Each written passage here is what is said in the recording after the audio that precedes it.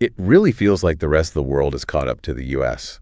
When you look at basketball today, Yeah. for so long, it was just a given that America would dominate. Right. But now Yeah. you see these incredible players coming up from all over the globe. Yeah. Over a quarter of the NBA now is made up of international players, which is a huge shift. It is. Makes you think about what the future holds, for American basketball. Yeah. That question, actually, is at the heart of our deep dive today. Okay. We're going to be looking into the No Backboard Basketball League, Interesting. the NBBL, Okay. a project that boldly declared its mission on-chain back in June of 2022 Wow. with a pretty ambitious attempt to disrupt how basketball talent is developed. I'm curious, what's their approach? Well, what's fascinating is they aren't just like tinkering with the rules. They have a three-pronged ambition here.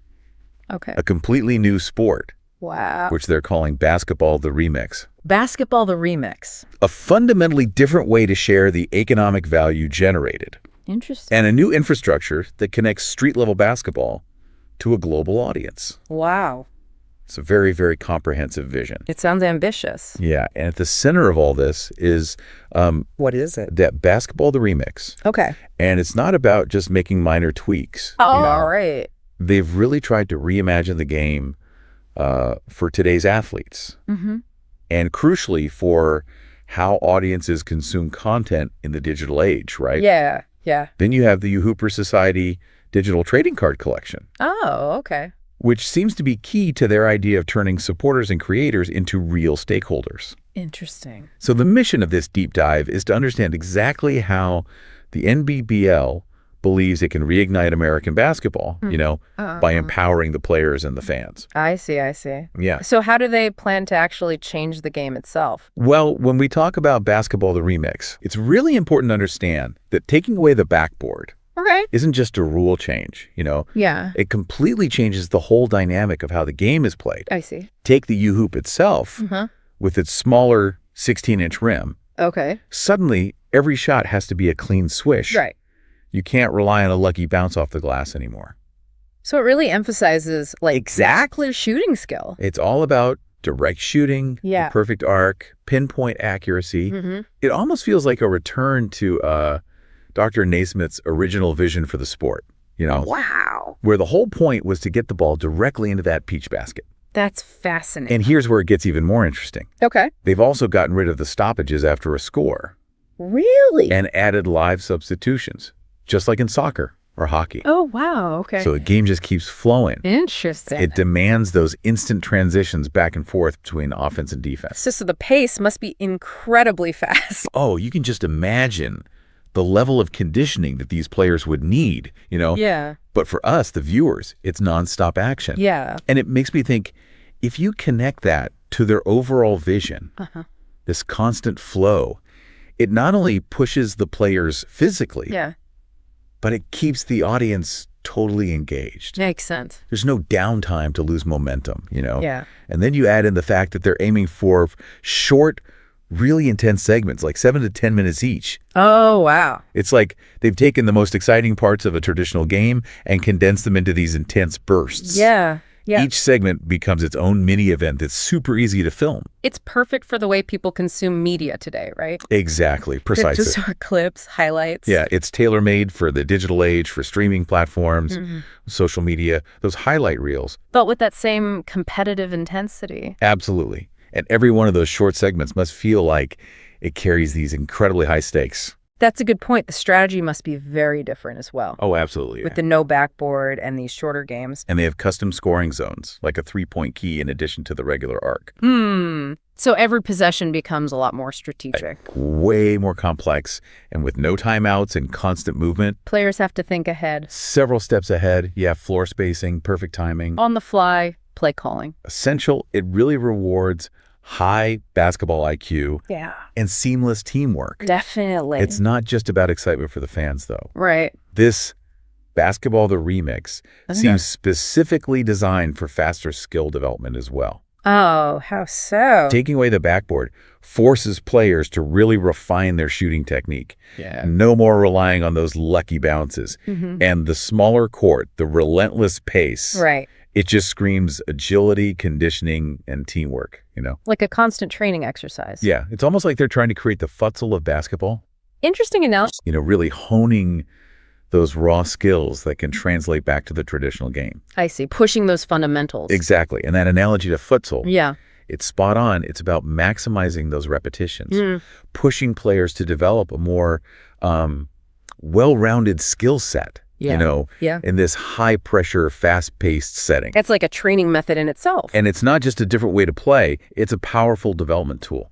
And how does all this connect with the content creation side of things? Well, that's what's so fascinating. Okay. Basketball the Remix is totally intertwined with content creation. How so? Every game becomes a potential goldmine of digital content. Wow. Multiple camera angles, mic'd up players, sensor data. So every moment can be captured. Every single moment captured, shared. Remixed by fans. Remixed, exactly. And ultimately monetized. Interesting. So what's driving this? Why now? That's the question, right? What are the forces at play that make the NBBL feel like this is the perfect time for such a, radical idea? Well, there are a few pretty significant trends happening at the same time. First, you have the explosion of basketball's popularity globally. It's huge. It's the second most popular sport worldwide, with billions of fans. And we've seen the success of those shorter formats, like 3-on-3. Yeah. It shows that there's a real hunger for this kind of condensed, fast-paced basketball. It fits with how people consume media now, right? It does, yeah. Younger fans engage with sports differently now. They want highlights. They want those highlights, those social media snippets, that easily digestible content. And Basketball the Remix seems perfect for that. It seems perfectly designed. Exactly. It's like they anticipated this evolution in how audiences interact, Yeah. And then there's the whole NIL movement in college sports. Name, image, likeness. Right. Name, image, likeness. It's given athletes the chance to be content creators, even entrepreneurs, Yeah. But it feels very top-heavy, doesn't it? It does. It's only the elite players who are really seeing the benefits. It's a limited scope. Yeah. And that's where the NBBL's model gets really interesting. They want to bake monetization into the gameplay itself. Wow. Every great play, every highlight, it could become a remixable NFT. With royalties built in? With built-in royalty sharing, facilitated by smart contracts. So the players could earn... The players, even the fans who create content, could automatically get a cut of the revenue generated. That's a huge shift. Yeah, the baller token. Yeah. We'll talk more about that later. Okay. But it's envisioned as this permanent record of participation and earnings. So it's about empowering a much wider range of players. Yes, not just the stars at the top. Makes sense. And we can't ignore the player development angle here in the U.S. either, right? Yeah, that's important. We're seeing more and more competition from international players. It's noticeable. 27% of the NBA is international now. 15% of NCAA Division players are international. That's a significant number. It's a real change. And the NBBL sees this as a potential sign that there are gaps in the traditional U.S. system. In terms of player development. Exactly. Maybe there aren't enough structured high-intensity environments where young players can really develop their skills. And get the right exposure. Precisely. And their goal is to create this decentralized development platform. Interesting. Focused on honing skills, constant training, and very importantly, media exposure. It's about building that pipeline from the ground up. It's about rebuilding that pipeline, giving players a real alternative to the traditional routes. Makes sense. This all leads us to Web3 and the idea of community-owned sports, which feels like a huge change in how we think about sports ownership. It's a totally different paradigm. Yeah, blockchain allows for these tokenized, community-owned ecosystems. So instead of a few owners at the top. Yeah, the idea is to spread that ownership out. And the value that comes with it. Exactly. To the players, the fans, and the local communities. It's a more democratic approach. Exactly. The NBBL wants to use this to totally reshape the old ownership structure. So how would that work in practice? Well, they're talking about using tokens and NFTs to distribute ownership. Right. Giving fans, local investors, tangible pieces of the league, Like shares and content royalties. Yeah. Governance rights, a stake in the physical infrastructure, like training facilities. So they become part owners. Exactly. And it's not just about owning a piece. It's about tokenizing active participation. How so? Rewards are tied to contributions, through these smart contracts. Interesting. Athletes could earn tokens based on their on-court performance. Oh, or how popular their highlights are. And fans could earn for engaging with content. Exactly, creating their own remixes. Or even participating in local events. Yeah, it's a whole new level of engagement, and then you have this whole culture around remixing. With the built-in royalty system, fans can take NBBL footage, create their own content, mint it as an NFT. And the players get a cut. Everyone involved gets their share automatically through these smart contracts. It's incredibly efficient. It really is. And this concept of local economic loops, Yeah. tokenizing ownership of these smart gyms and the UHoop hardware. So local communities benefit directly. They have a real stake in the success of these facilities. It incentivizes local support. It fosters local buy-in and creates this sense of shared prosperity. It's a really clever model. And the fundamental shift they're aiming for is going from passive spectators to active investors, co-creators. And from athletes just playing a game? To athletes as stakeholders, potential shareholders in their own performance and the content they generate. By aligning those incentives. Exactly. They want to build a truly self-sustaining sports economy. Powered by the community. Powered by the community, exactly. Okay, so let's dig into the specifics of this blockchain ecosystem. Yeah, let's break it down. You mentioned the baller token. Yes, the baller token. What exactly is it in practical terms? It's the cornerstone, really, of the whole system. Okay. They're envisioning it as a non-fungible, soul-bound token, an SBT. An SBT. Think of it like a digital item that's permanently linked to one person. Okay. Like a digital identity that can't be transferred. On the blockchain. Right. So each athlete in the NBBL would have their own baller token. It's their unique identifier. Exactly. Recorded permanently on the blockchain, tied to them and only them. And it can't be sold or traded. Nope, it's soul-bound. So it's their key to accessing the league. Yeah. Ensuring they directly benefit from the value they create. From their participation and their performance. So it's like their digital passport? You could say that. Their professional profile within the NBBL. Exactly. It grants them access to games, training, events. It links them to their stats. And their eligibility within the league. But it's much more than just access, right? It is. It becomes this verifiable record of their entire basketball journey. Everything they do. Games, stats, achievements, highlights. All securely stored on the blockchain. All attached to their token. It's like a living scouting report that they own and control. It's a really powerful concept. And it's connected to content attribution and revenue rights, too. How does that work? This is where it gets really interesting. Okay. When games are recorded and uploaded to their content hub, the baller tokens of all the players are tagged in the video metadata. Automatically. So later, if a clip is minted as an NFT or generates revenue in any way, the smart contract knows exactly which players are in that content. And it can distribute royalties accordingly. Instantly to their digital wallets. It's like baking name, image, and likeness rights into the system itself. It's a game changer. So let's say a highlight reel of a player goes viral. Yeah. Makes a ton of money from ads. Or sells as a valuable NFT. That player automatically gets their cut. It's automatic. And it goes beyond that, right? It does. Players can use their baller token to actively participate in monetization. How so? They could mint their own NFTs. Like commemorative NFTs for a special play. Exactly. Or behind-the-scenes content. Maybe offer fractional ownership to fans. It creates a direct fan-athlete economy. Yeah, fans can invest in a piece of a player's legacy.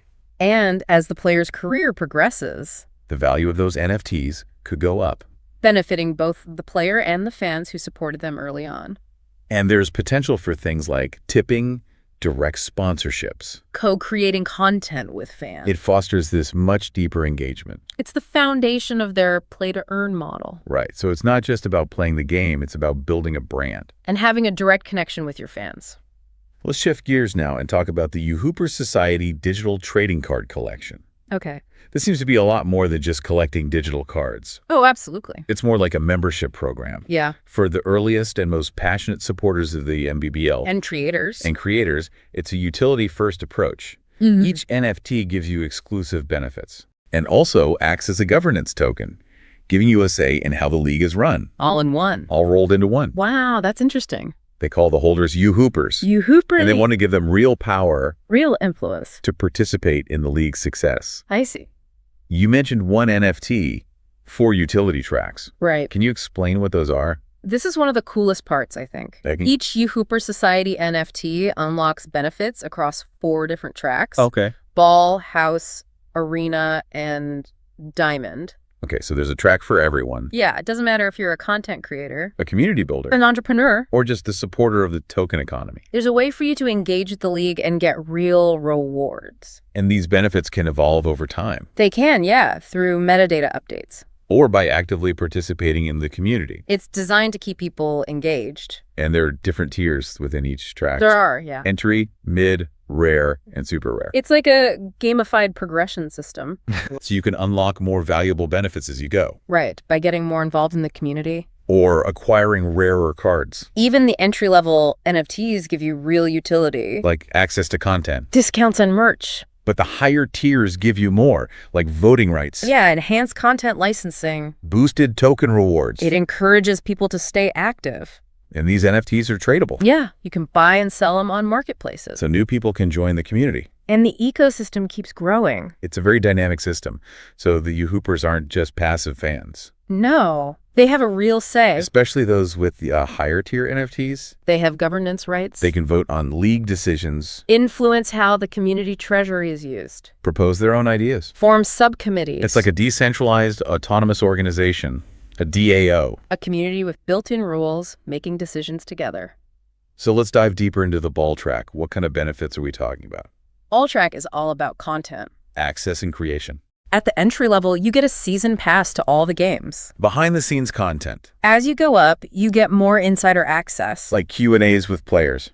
Maybe the rare tier gives you a license to use NBBL footage in your own videos. And at the super rare level, you might even get to film on the NBBL court. Wow, so fans can become creators. Exactly. Amplifying the league's reach. And what about the house track?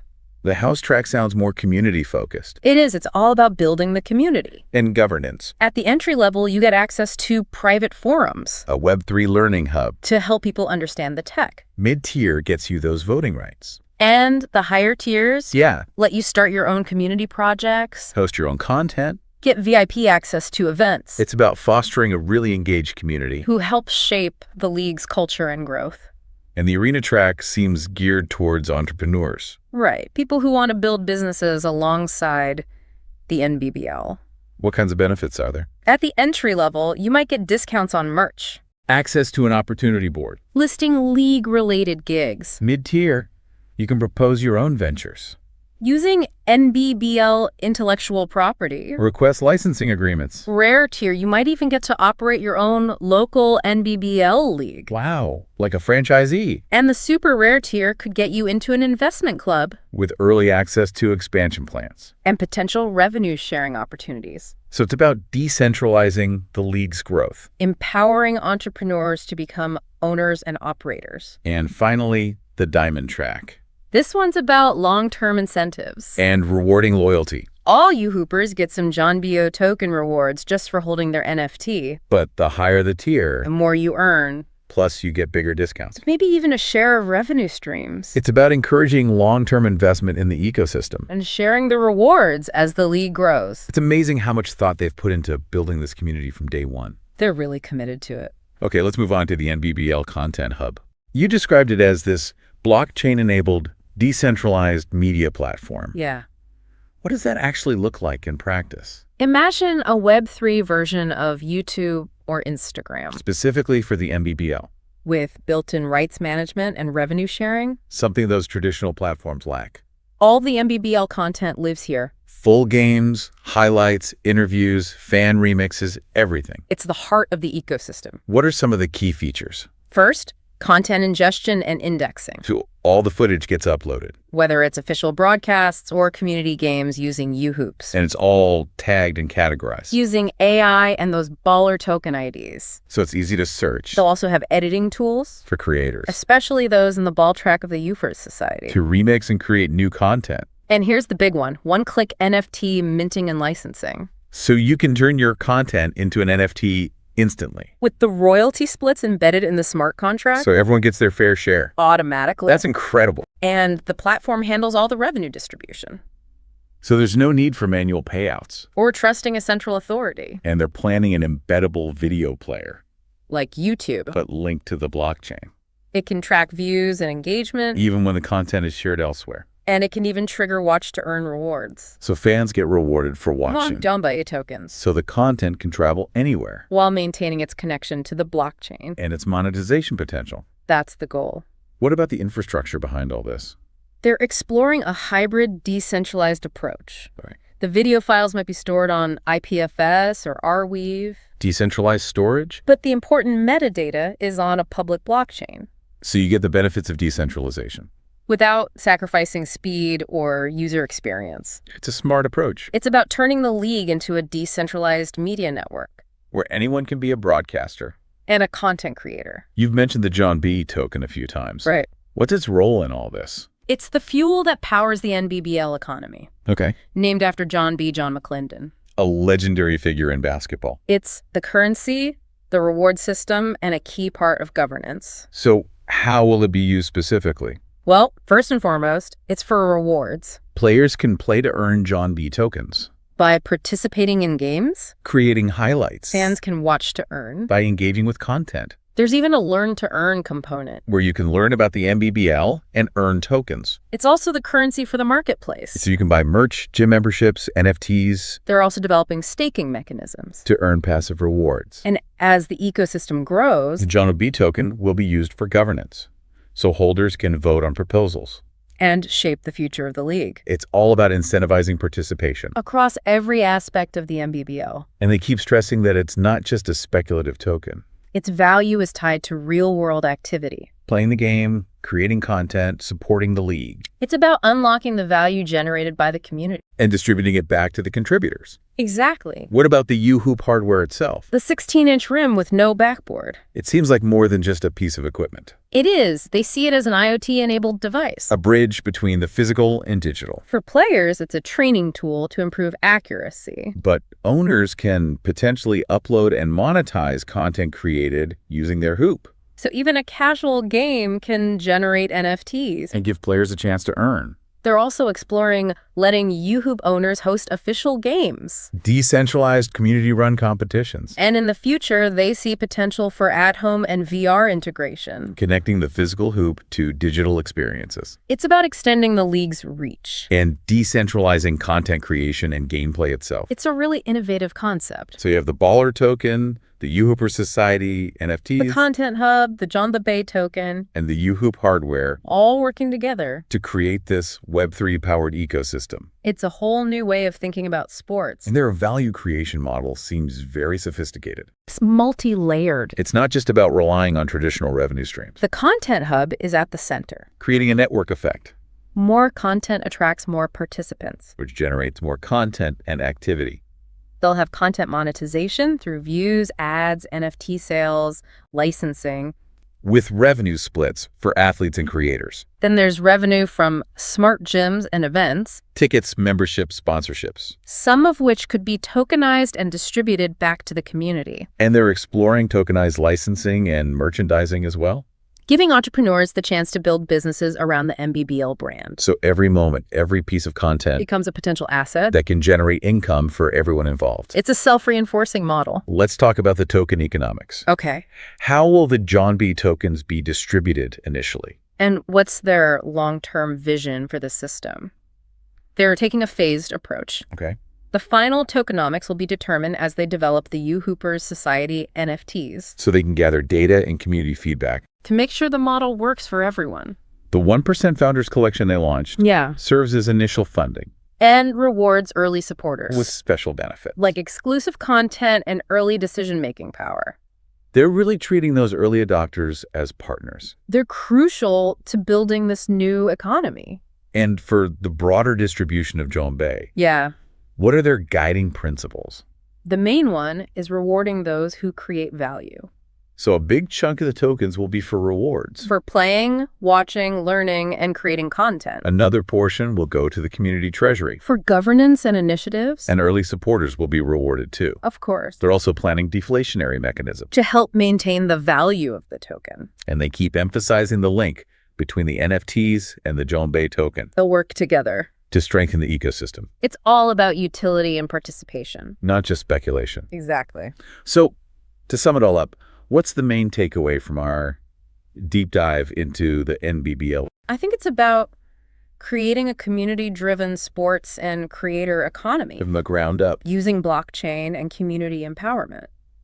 To reinvent how we think about professional sports. It's a bold vision. What are the potential benefits for everyone involved? For players, it's about direct earnings. And owning their digital legacy. For fans, it's about becoming stakeholders. Content creators, even owners. And for basketball, it's a new format. That could broaden participation. And reach a new generation of fans. It really makes you wonder, could the next basketball superstar come from this new ecosystem? It's a fascinating possibility. This deep dive has given us a lot to think about. It has. About the future of sports and community ownership. Yeah. We encourage you to explore the NBBL project further. Definitely. And think about how these models could be applied to other areas. It's a bold experiment. And the ripple effects could be huge. It could change everything. It really could. I'm excited to see what happens. Me too. It's going to be interesting to watch it unfold. Absolutely. It's a whole new ballgame. Yeah, it is. It really is.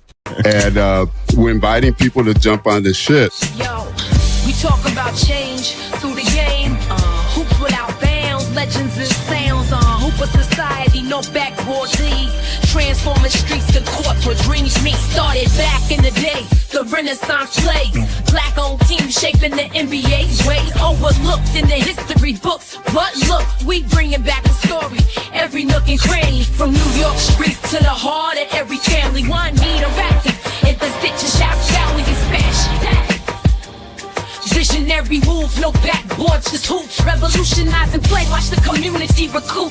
We hooping, no stopping, no hooping society hopping. No backboard league, it's more than a game, it's a movement, a groove, economic change. From courts to boardrooms, we making waves. A hooper society, yeah, we paved the way. We've launched a fantastic journey, voyage, if you would, lakeside. And we're inviting people to jump on this shit. Digital trades, Web3 crusades, transparency in play. Community gets a say. NFTs, digital cards, revolution so large. Yeah, carry out. Market trends we bend to our community extend. Future-proof the game, text to flame, sparking growth. No 2 days the same, from virtual court to real-world sports. We're setting up the plays in innovative sorts. We hooping, no stopping, no hooper society popping. No backboard league, it's more than a game, it's a movement, a groove, economic change. From courts to boardrooms, we making waves. A hooper society, yeah, we paved the way. We've launched a fantastic journey, voyage, if you would, lakeside. And we're inviting people to jump on this shit.